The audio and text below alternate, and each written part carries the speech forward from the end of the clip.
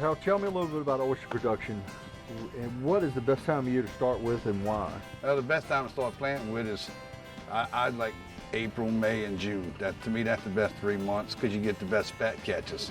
The spat is the young oyster. When they spat into the water, it's just nothing but eggs. They look like little tadpoles, microscopic tadpoles, and they float in the current. And then after about 2 weeks, they set down. So if you don't have the rocks down, there's nothing for them to set on. They die if they hit mud. They won't go back up. So you want your rocks clean. So you want to put them in April, May, and June so you get your best sets.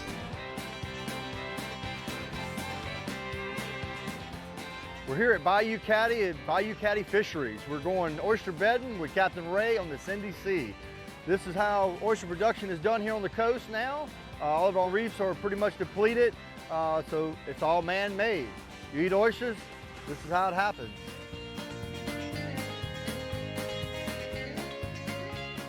Captain Ray and Michael actually loading the used oyster shells. Once the shells go to the shucking houses, they're returned back and then made back into reefs. For every oyster shell you see here, more than likely you're going to have an oyster when they get ready to harvest in 2 years. It takes 2 years before these shells are turned back into mature oysters for harvest.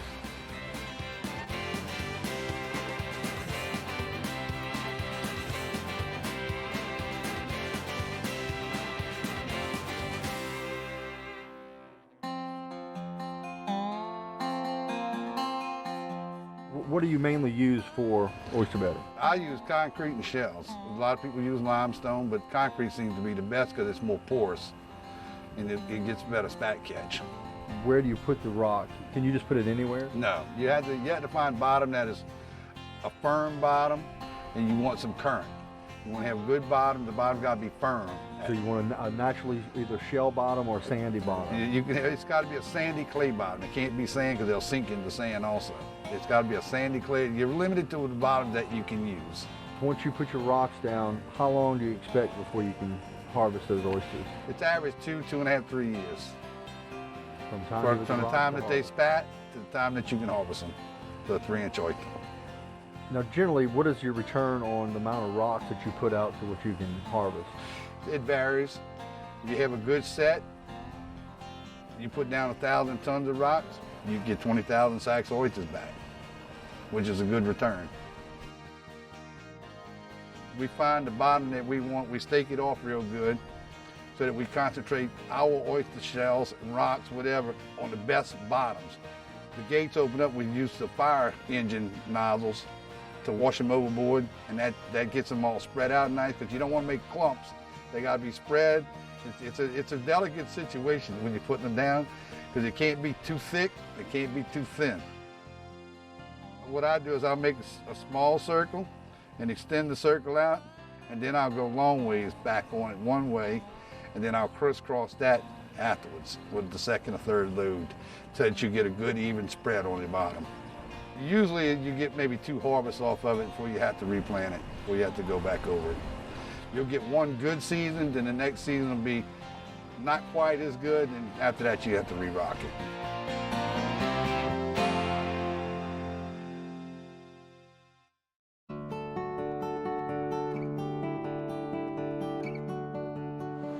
Well, to start off, we need to collect broodstock, which are our adult oysters, in order to spawn out the larvae. We go to different local reefs within the area to collect all these broodstock. We like to go to multiple reefs so that way we can have genetic diversity.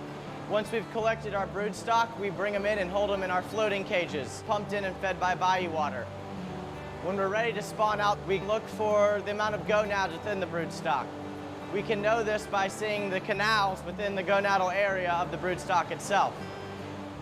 Once we've collected and determined which ones are good to go, we bring them over here and we dip them in a freshwater bath. We do this to get any external parasites or bacteria or any other things we don't want in our system.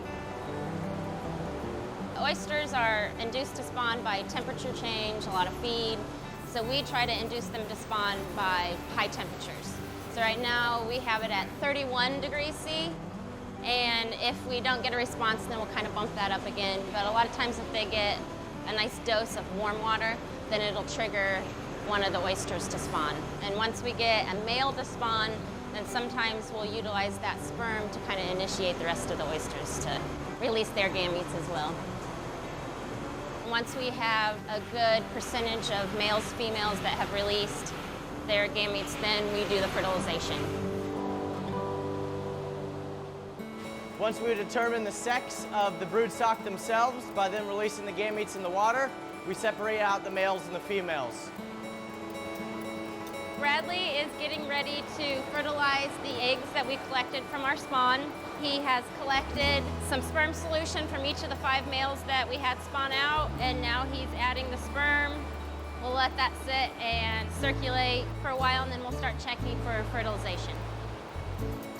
We let the eggs incubate in a bucket for a couple hours, usually 3 to 4. Once all the eggs have metamorphosized and we see them up and swimming, we will determine the stocking density we want to add to the tank. After fertilization, we'll let them sit in the bucket for a while to make sure that they start multiplying their cells. They'll go from 1 cell to multiple cells, and then eventually they'll go into static tanks where they will stay until we harvest them. It takes typically 14 to 16 days for us to be able to hit the pettivelger stage, which is the stage that we want to be able to give to the DMR so they can set it on shell or culch. Once we know they are ready for harvest, we filter them out onto a finer screen, pile all the larvae down into a small group, and that way we can add them to the way we harvest the larvae, which is simply a damp coffee filter and damp paper towel. With this, we can put them in a Ziploc bag and store them in a fridge for 5 to 7 days. This allows DMR to hold on larvae longer, and they can set intervals of them setting the larvae.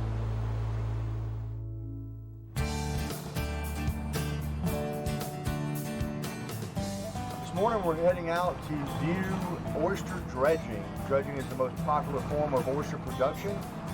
It's where you actually take a metal dredge, they drag the bottom, pull the oysters up. The other is tonging, which is not done very often. Very labor intensive. They're both very labor intensive, but dredging is the most used form of oyster production.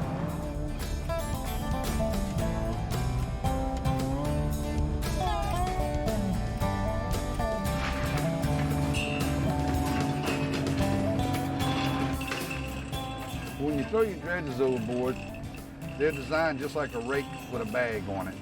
The oysters will hit the teeth on the rake.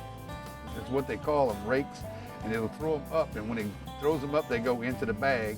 You pick it up onto the side of the boat, dumps on a table. You got a man on each end of the table, and they're actually what we call culling. They're chipping off all the rocks and the shells, throwing the good oysters up, throwing everything else that's bad back overboard.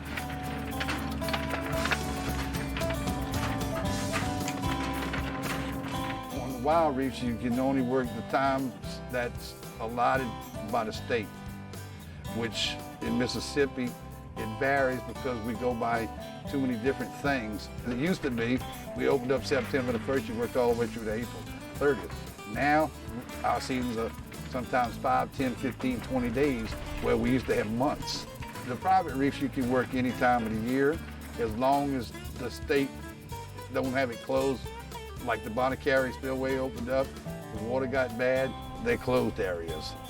But if they don't close the areas, we don't have a size limit. We can catch any size oyster off the least we want, and we can move anything off of it that we want.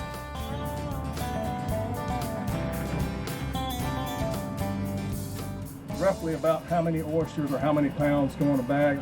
You have legal measures. Mississippi has a measure, Louisiana has a measure, Texas has a measure, Alabama uses a hamper. They're different sizes. Ours typically about 300 oysters will make, it can't be over 300 oysters to a sack until make the legal count. They average about 100 to 110 pounds per sack.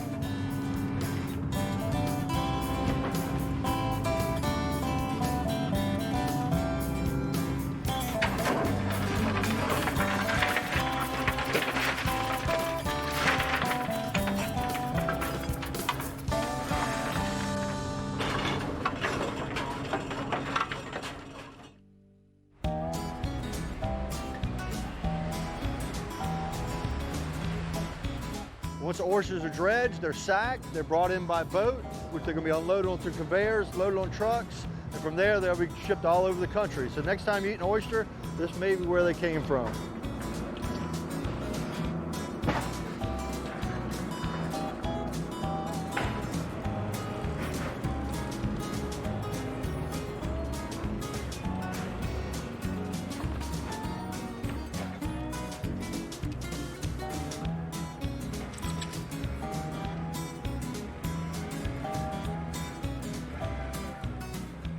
Crystal Sea Seafood is an oyster processing plant in Pass Christian. We buy oysters off of local boats across the Gulf Coast and also from other dealers. We bring them back to our processing plant. At that time, we shuck them so that all the people can eat the wonderful gumbos and fried oysters. We also box them whole for half-shell restaurants to be able to shuck at the bars. Our oysters are distributed all over the country. What we're doing when we're grading the oysters in the whole shell is we're looking for oysters that are uniform in size and that have the right look to be put on a plate to be eaten raw. The clusters would be set aside so that every oyster that goes into a box that goes to a half-shell style restaurant, they're all going to be uniform. They're not going to have clusters, they're not going to have empty shells, they're not going to have dead oysters. We're going to have 35 pounds or 100 oysters that are usable. We're going to pack those up into 8-ounce containers, which is a half of a pint, all the way up to an 8-pound bucket. In the wintertime, in our prime season, we are opening and processing about 800 sacks a day. 200 to 300 in the summertime. Oysters aren't in season in the summertime, so they have a lot more regulations on the fishing of them. So we just don't have as many oysters available. And people are thinking about other things like shrimp and crabs during the summertime. For our IQF process, what we do is we take the top shell off of the oyster and leave the natural liquor in. We put it on a tunnel freezer that moves along at about 10 minutes for the oysters to come out of the other side. The temperature is minus 85 or 90 degrees. At the very end of the process, we're going to lightly mist it with plain water, nothing added to it. That helps to preserve the freshness in the freezer.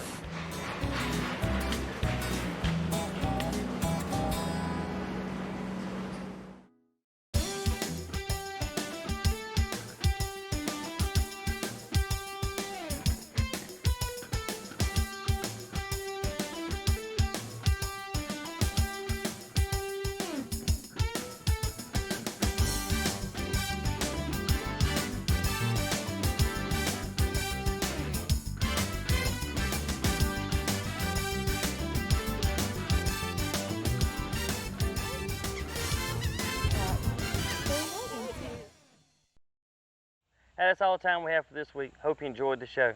Join us again next time for more exciting adventures. Until then, I'm Pamela Weaver. And I'm Kevin Meacham. See you outdoors.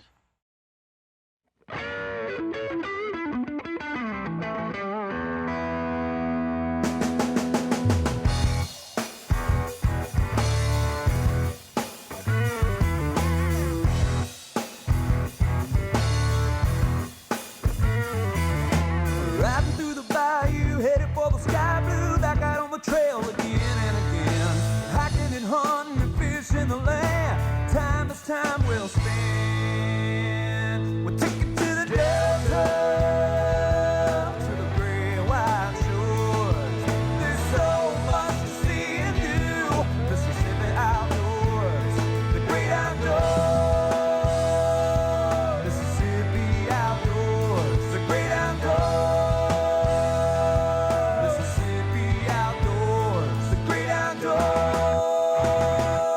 Mississippi outdoors.